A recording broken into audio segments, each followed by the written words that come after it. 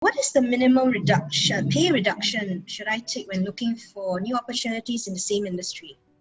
Shirley, I think it's for Shirley. Yeah. Actually, and Fariza can also chip in. Feel free to, because I think we still have enough people. Yeah.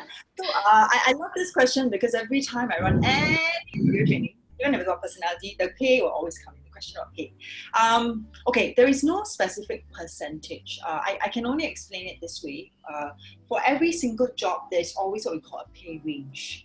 And given, yes, there is some truth that some employers will try to see if they can squeeze you, but majority of the employers have already a pay range in mind when they're looking for a candidate. So let's say you come in for an interview.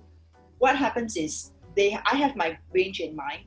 Depending on how you speak to me, I'll decide where within that range I can actually pay you, right? So if you are trying to tell me that your last round was this, usually I may try to match it, but more realistically, I'm looking at the pay range to decide what to pay you, rather than to say, okay, you have to take a pay cut because of this, because you're changing industries, you definitely have to take a pay cut because you are who you are. It will still fall within the pay range, more likely. And if you're very, very scared about this, my suggestion is during the negotiation, talk about this salary range. Say, you know that there is a market range.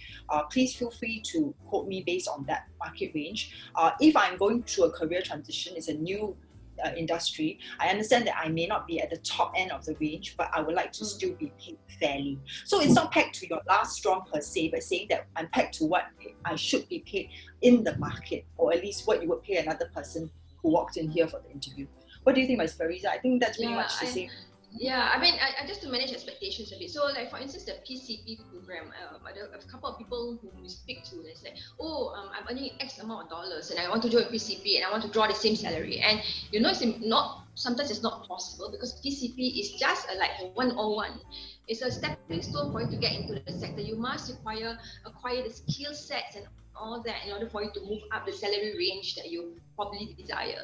So there is no hard and fast rule on this question. I think some of it is a bit more as what Shirley suggested, market research. You have to go out there and find out exactly what's the pay range. If this pay range is too low for you, then maybe you should not even consider the job.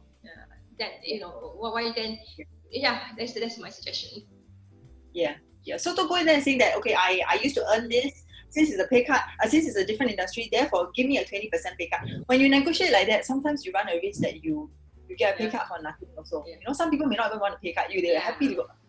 So don't really talk about that market rate and what it is as opposed to what I used to earn, because then your negotiation power, I feel, gets a little bit challenged if you do that. Yeah? Yeah.